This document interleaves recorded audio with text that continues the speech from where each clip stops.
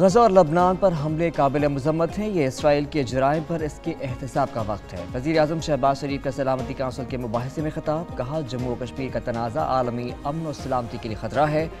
کشمیر سے متعلق قراردادوں پر عمل ہونا چاہیے، کشمیری عوام کو حق خود ارادیت دیا جائے۔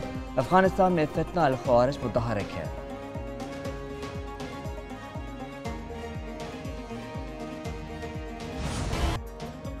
پاکستانی معیشت کے لیے اچھی خبر، آئی ایم ایف کا $7 ارب قرض پروگرام منظور۔ I M F executive board نے پاکستان کے لیے مرحلہ وار بیل آؤٹ پیکج کی منظوری دے دی۔ پاکستان کو پہلے مرحلے میں $1.1 ارب ملیں گے۔ پہلی قسط 30 ستمبر تک ملنے کا امکان، دوسری قسط بھی اسی مالی سال میں آئے گی۔ ذرائع وزارت خزانہ کے مطابق آئی ایم ایف کا قرض 5% شرح سود سے کم پر ملا۔ قرض پروگرام کی مدت 3 سال 1 ماہ ہوگی۔ قرض پروگرام منظور ہونے سے پاکستان پر بیرونی ادائیگیوں کا دباؤ ختم ہو گیا۔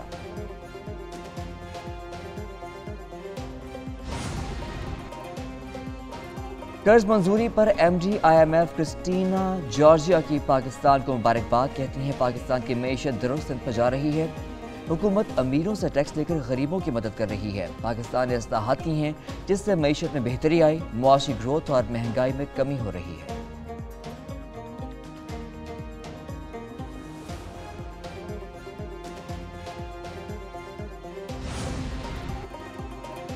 وزیر اعظم کا $7 ارب کے آئی ایم ایف پیکج کی منظوری پر اطمینان کا اظہار، شہباز شریف کہتے ہیں معاشی اصلاحات کا نفاذ تیزی سے جاری ہے۔ پاکستان کے معاشی استحکام کے بعد ترقی کے اہداف کے حصول کے لیے محنت جاری رکھیں گے۔ کاروباری سرگرمیوں اور سرمایہ کاری میں اضافہ معاشی ٹیم کی محنت کا ثبوت ہے۔ نائب وزیر اعظم، وزیر خزانہ، آرمی چیف اور دیگر حکام کی کوششوں پر شکریہ۔ محنت جاری رہی تو یہ پاکستان کا آخری آئی ایم ایف پروگرام ہوگا۔ اقوام متحدہ کی جنرل اسمبلی کا اجلاس، وزیر اعظم نیو یارک میں موجود، شہباز شریف کی عالمی رہنما سے ملاقاتوں کا سلسلہ بھی جاری۔ وزیر اعظم شہباز شریف اور سیکرٹری جنرل اقوام متحدہ انتونیو گیوتریس کی ملاقات۔ وزیر اعظم کا فلسطینیوں کے خلاف اسرائیل کی نسل کشی مہم کی شدید مذمت، فوری اور غیر مشروط جنگ بندی کا مطالبہ۔ مقبوضہ کشمیر میں بھارت کی جارحانہ کارروائیوں پر شدید تشویش کا اظہار۔ وزیر اعظم بنگلہ دیش کی رکنیت کی گولڈن جوبلی تقریب میں بھی شریک۔ ترکی، کویت، مالدیپ کے حکمرانوں کی بھی ملاقاتیں۔ ایف بی آر کا نان فائلرز کے خلاف 1 اکتوبر سے سخت کریک ڈاؤن کا فیصلہ۔ ایف بی آر کے مطابق بیرون ملک جانے پر پابندیاں عائد ہو سکتی ہیں۔ موبائل سمز، بجلی اور گیس کی کنیکشن منقطع کرنے کی حکمت عملی بھی تیار۔ ٹیکس چوری یا غلط معلومات کی صورتحال میں بھاری جرمانہ ہوگا۔ نان فائلرز گاڑی اور گھر نہیں خرید سکیں گے۔ پاکستان میں نان فائلر کیٹیگری ختم کرنے کا فیصلہ، ماہانہ $50,000 کما کر گوشتوارے جمع نہ کرانے والا نان فائلر ہوگا۔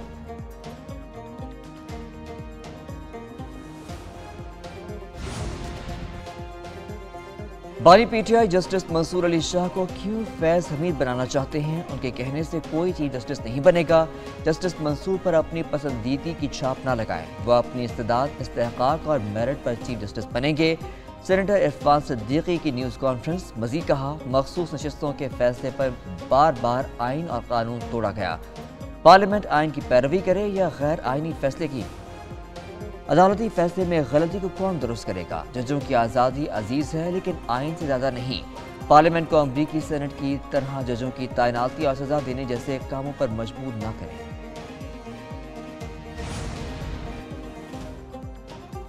اگلے چیف جسٹس کی تعیناتی کا اعلان کیا جائے۔ جسٹس منصور علی شاہ کی مکمل حمایت کرتے ہیں۔ بانی پی ٹی آئی کے جیل میں صحافیوں سے گفتگو، کہا حکومت عدلیہ کو تباہ کرنے پر تلی ہے کہ چاہتے ہیں جج بھی تابع ہو جائیں۔ الیکشن فراڈ چھپانے کے لیے انہیں اپنے جج چاہیے۔ آئینی عدالت کا مقصد سپریم کورٹ کے چیف جسٹس کی طاقت ختم کرنا ہے۔ ادھر احتساب عدالت میں £190 ملین کیس کی سماعت، بشرا بی بی کا وکیل پیش نہ ہوا، گواہ پر جرح کے لیے 27 ستمبر کو آخری موقع۔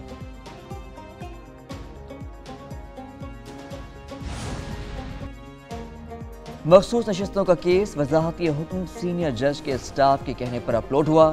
چیف جسٹس کے 9 سوالات پر رجسٹرار سپریم کورٹ کا جواب۔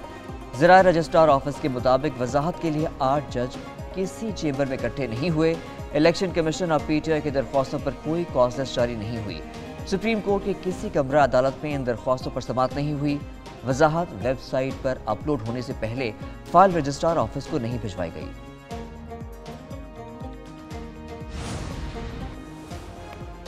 आईनी अदालत के क़याम के हक़ में हैं। ख्वाहिश है आईनी तरमीम इत्तफ़ाक़ राय से मंजूर हो। JUI के सरबराह मौलाना फजलुर रहमान की सहाफ़ियों से गुफ्तगू, कहा तौसीब वफादात की बुनियाद पर नहीं, ज़रूरत की बुनियाद पर होनी चाहिए। वज़ीर आज़म शहबाज शरीफ ने सिर्फ इतना कहा कि उनकी हिमायत की जाए, वो किसी शख्स के लिए तरमीम के हक़ में नहीं।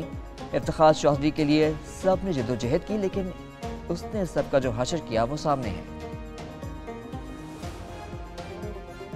तो मैं ये आपको बता दूं कि एक अल्लाह ताला की ज़ात ऊपर बैठी है जो कहते हैं ना कि कुफर का निज़ाम चल सकता है, जुल्म का निज़ाम नहीं चल सकता, क्योंकि जुल्म झूठ के ऊपर बेस्ड होता है। किसी को गुंडागर्दी नहीं करने देंगे, पंजाब आकर कानून तोड़ने वालों को मुंह तोड़ जवाब दिया जाएगा। वज़ीर आला पंजाब मरियम नवाज का दो टोक ऐलान, अली अमीन गंडापुर को आईना भी दिखा दिया। बोली वो उन पर जुमले कसते हैं, जुबानी जुमले बोलते हैं। एक वज़ीर आला दूसरे सूबे पर हमलावर हो जाए, लश्कर लेकर आ जाए और खुद क्लाशनकोफ लहराए और गाड़ी के शीशे तोड़ते, इससे आवाम को क्या दर्श दे रहे हैं। खैबर पख्तूनख्वा में आवाम रुल रहे हैं, वज़ीर आला ऐशो इशरत में पड़े हैं, जलसे करते रहेंगे या आवाम के लिए काम भी करेंगे।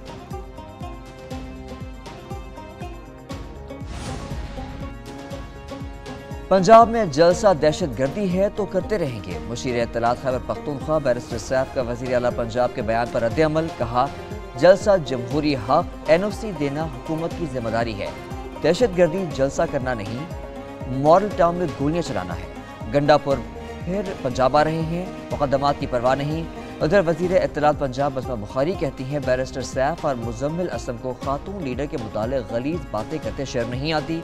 KP में लोग महंगाई, बेरोजगारी और दहशतगर्दी से परेशान हैं।